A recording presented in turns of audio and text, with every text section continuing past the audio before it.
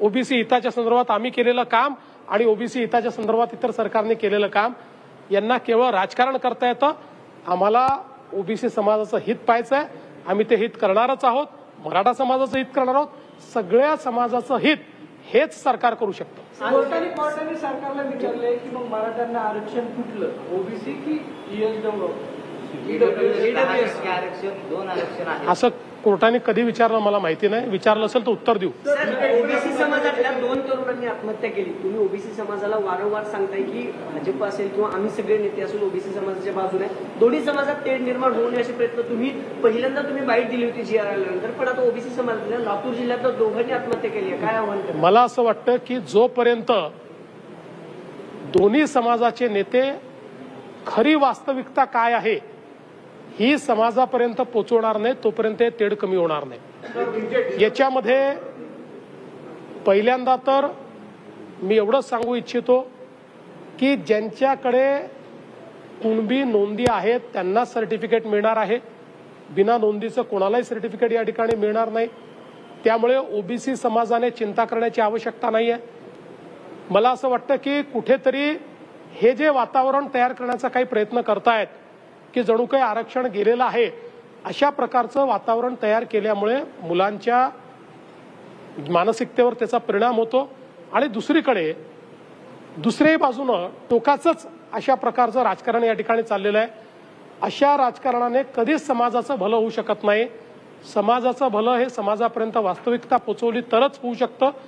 आम्ही ती वास्तविकता समाजापर्यंत पोहोचवतो, समाजाची काळजी आम्ही घेतो। त्यामुळे नेत्यांनी किती राजकारण केलं आणि याला एक प्रकारे राजकीय मुद्दा बनवला तरी समाज जो आहे हा समाज वास्तविकता काय हे समजून घेतो, हे आजपर्यंतचा माझा अनुभव आहे। जो ठिकानों को ध्वस्त किया था भारतीय सेना ने, अब पाकिस्तान उनके रिकंस्ट्रक्शन के लिए फंड कर रहा है, ऐसी रिपोर्ट्स आई है, एफएटीएफ का यहाँ पर रोल बनता है। देखिए, मुझे ऐसा लगता है कि अगर पाकिस्तान उसको फंड करने की कोशिश करेगा तो भारत ये अंतर्राष्ट्रीय स्तर पर उनके ऊपर सैंक्शंस लगे इस प्रकार की मांग जरूर करेगा।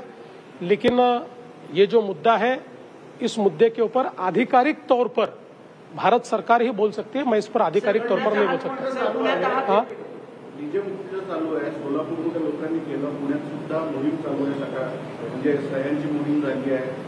मुंबईत या लोकांना त्रास होतोय, म्हणजे ज्येष्ठांपासून लहानांपर्यंत सर्वांना, तर सरकारची भूमिका काय आहे? सरकारची भूमिका याच्यामध्ये डीजे मुक्तीचीच भूमिका आहे। आपण मोठ्या प्रमाणात तुम्ही बघितलं असेल तर या गणेशोत्सवातही डीजे वाजवणाऱ्यांची संख्या ही कमी होती, ती जवळपास महानगरांमध्ये आपण बंदच केल्यासारखी होती। काही ठिकाणी आपण त्याच्यावर कारवाई केली आहे। आपला प्रयत्न एवढाच आहे की जरी याच्यामध्ये आपण वाजवू नका असं सांगितलं तरी आपण लोकांमध्ये जागृती जास्त करतो, जागृतीतनं लोकांनी हे वाजवणं सोडलं तर ते अधिक चांगलं आहे, ते अधिक टिकणार आहे, हा प्रयत्न आपला आहे। चला, पुण्यात आले की हा प्रश्न सर गणेशोत्सवाच्या आदल्या दिवशी म्हणजे गणेश विसर्जनाच्या आदल्या दिवशी पुण्यात जे काही टोळी युद्धातून 19 वर्षीय तरुणाची हत्या करण्यात आली, पोलिसांनी 11 जणांना अटक केली, पण पुण्यात पुन्हा टोळी युद्ध डोकं वर काढते का? टोळी युद्ध वगैरे काही नाही आहे, हे आपापसात एकमेकाची यांची जी काही शत्रुता आहे पण ती आम्ही चालू देणार नाही। कोणीही डोकं काढलं तर त्याचं डोकं कसं खाली करायचं आम्हाला माहिती आहे। शरद पवार साहेब बोलताना असं म्हणाले की राज्याची एकेची वीण जी आहे ती उसवली जाते, आम्ही वाटेल ते प्रयत्न करून मात्र हे करू देणार नाही। आणि आज त्यांच्या शिबिरामध्ये पिवळ्या रंगाचे चिन्ह असतील किंवा रंगाचा वापर करण्यात आला। वर्तमानपत्रामध्ये तुमच्या विरोधामध्ये जाहिरात देण्यात आली की देवा तूच सांग, जी वर्तमानपत्रामध्ये जाहिरात देण्यात आली। आपल्याला माहिती आहे पवार साहेब कशा करता प्रसिद्ध आहेत।